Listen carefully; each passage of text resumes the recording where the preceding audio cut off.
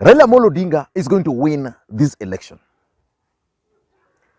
I'm saying this based on what I've observed in the past week. Today alone, William Ruto held a rally at Nyayo Stadium. Raila Odinga was at Kasarani. If you looked at the body language, the mood, the attendance of those rallies, the speeches, then you know that Raila Odinga is headed for the victory. I'm going to do an analysis on that. And for those who've been following the politics of this country in the past week, several things are pointing to a Raila Odinga's victory. There is one issue which Raila Odinga and William Ruto have always fought about or over: the use of the manual register. So the High Court made their ruling. And in their ruling, the IEBC has now been forced to use the manual register alongside electronic register. That move by IEBC, in my view, is what will hand victory to Raila Amolo Odinga. I know most of you guys are going to ask me how the use of manual register is going to hand Raila Odinga the victory. So in this video, I want us to look at how the move to use the manual register is going to hand the victory to Raila Amolo Odinga. Before we do that, in case you are watching this channel for the first time, please take a second or two, click that subscribe button so that next time we produce a video like this, YouTube will automatically notify you. And to the subscribers, I want to continue thanking you guys for your continued support, because without that support, this channel cannot be where it is. I want to be a bit brief because, you know, I'm actually at home, and just found a corner. People are moving here and there, you know. We still have so many visitors coming at home. So I want to try and be very brief. Now, in 2013 and 2017, Raila Odinga lost the elections. But Raila Odinga strongly believes that he lost not because he lost the election, but because he was rigged out. And he was rigged out smoothly using electronic devices. Because in 2007, after Kibaki stole his victory, Raila Odinga engineered electoral reforms. Kivuitu left and Isaac Asan took over, and a new body was formed, IEBC.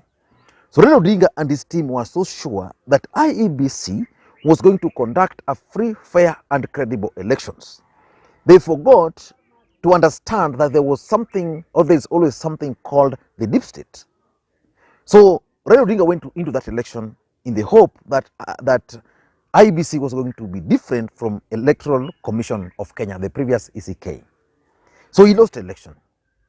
So after the handshake, Raila Odinga was expected to engineer electoral reforms, which never took place.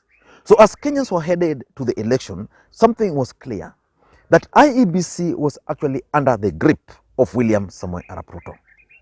That was the fact. So some commissioners were forced out of office, given some appointments, but Wafula Chebukati and Gulie and some few commissioners, I think there were 3, remained. So to sort out that issue, President Uhuru Kenyatta and Raila Odinga appointed new commissioners. And from that list, it was clear that the new commissioners were leaning towards Raila Odinga and were also leaning towards President Uhuru Kenyatta. So it neutralized Wafula Chebukati. But since Wafula Chebukati is the chairperson, and since there's a relationship between Wafula Chebukati and William Ruto dating in the past, most of Raila Odinga supporters believed that there was a gap. So at some point, things started moving, and Wafula Chebukati was seen to be leaning towards William Ruto, until Wafula Chebukati committed a mistake, which I once analyzed on this platform. The mistake Wafula Chebukati committed was one: fighting the DCI, because the DCI discovered that there was some foreigners who were caught with election materials which were suspicious. So Wafula Chebukati started writing letters left, right, center. So when the DCI decided to respond, Wafula Chebukati was caught red-handed. And later on, we saw Wafula Chebukati, DCI, and the police addressing a press conference. From that moment up to now, it was now clear that Wafula Chebukati and the team actually surrendered to the deep state. You can check that my analysis in one of my videos. So one of the things which was still remaining was the issue of the use of the manual register. And because Wafula Chebukati and the team insisted that they were going to use electronic, Raila Odinga and his supporters were concerned. They were concerned because from all indications, William Ruto was ready for the elections. He was part of Uhuru Kenyatta's victory, rigging schemes that time, and William Ruto, being William Ruto, they were scared that he had managed to capture IEBC. He was in charge, especially when the Venezuelans were caught red-handed, that he was in charge. So I want to explain to you how the use of manual register is going to help Raila Odinga win in the first round. Number one is the rigging schemes, which they have now thwarted. You see, the three Venezuelans are actually referred to as the Venezuela projects. That William Ruto had penetrated IEBC and they were running a parallel system. And when these Venezuelans were arrested, the DCI, the intelligence, and the security apparatus managed to capture the passwords and they managed to capture all their schemes. You've never heard of them up to this stage. So Raila Odinga and his supporters believe strongly that William Ruto had initiated rigging schemes, which they have now thwarted. That rigging scheme was going to be electronic. And that's why Raila Odinga was insisting that for them, they wanted to use manual register. So that as you go to vote, you vote, electronically you are identified, then your name is checked. If your name is not there also, you can verify it using the manual register. Then that name is crossed. So that at the end of the day, we have names crossed so that you can go back and check. And because they thwarted William Ruto's attempt not to use the manual register, because what was going to happen, and it happened previously, is the fact that you would simply just vote electronically, then different results would be relayed. So he has thwarted the rigging schemes. That's number one. Number two is the transferred voters. You know, the KPMG audit firm discovered that some over 1 million votes were transferred. Up to this stage, IEBC is unable to explain to Kenyans how those over 1 million voters were transferred. What they are free to say is that 5 officials of IEBC were suspended. But they've never told Kenyans where those 1 million votes are. Raila Odinga and his supporters believes very strongly that the transferred 1 million voters were actually their supporters. That they were relocated from point A to point B where they could not vote. So you'd go to a polling station, electronically you will be identified, then your name will be missing. You'll be sent home.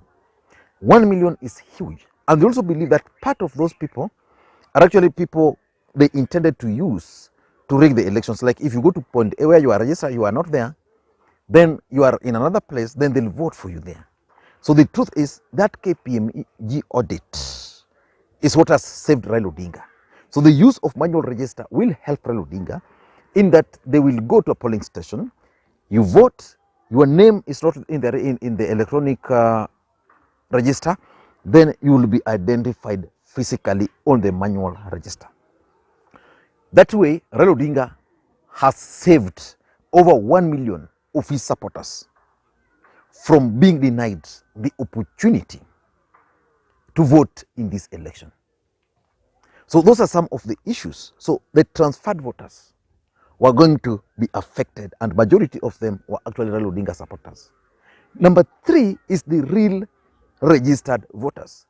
You see, in the last election, there were claims that Jubilee had people who were not registered, real registered voters, that they registered underage voters, that they were dead voters and these people voted. Raila Odinga using the manual register would prevent that because William Ruto was part of Jubilee in 2013, 2017. So he understands the rigging schemes. Uhuru was part of them, also understands the rigging schemes. So they are in two opposite camps. So Raila Odinga is telling them, for me, I know I won, but you stole my victory by having fake polling stations, fake registered voters. This time around, we are going to confirm using the register. By doing that, in my view, Raila Odinga is going to win. Raila Odinga believes that his votes were deflated, Uhuru Kenyatta's votes were inflated. And apart from that, there were polling stations which are fake. And apart from the fake polling stations, they also believe that there was quite a number of fake voters in the register. Number 4 is the psychological win for Azimio. Most of Raila Odinga supporters had started believing that they were going to lose because William Ruto was in charge. That Raila Odinga's only hope was the manual register. Now IEBC was caught with the Venezuelans. Then now the courts are ruling also in favor of Raila Odinga's demand. So psychologically, it means Raila Odinga supporters are now more relaxed. Now there's no worry in their minds that the deep state, that William Ruto has captured IEBC, that their voters, they might be denied votes, opportunity to vote. So that psychological warfare of the register, I'm sure even those who support Ruto are now worried that the manual register is going to be used. And lastly, is the deep state schemes. I don't want to get much into this, but the truth of the matter is that deep state has the ability, the capacity, and everything to stuff the ballot boxes, to interfere and do whatever they want. With the manual register, they can do whatever they want. I don't want to get much. Thank you guys for taking your time. I know I'm not that relaxed because of the challenges here, but it's my hope and prayer that things are going to be okay. Thank you guys, and please may you also have a good day, and let us have free, fair elections. Let the elections be peaceful. Go vote, go home. After voting, wait for the results. Thank you guys, and be your brother's keeper. Bye-bye.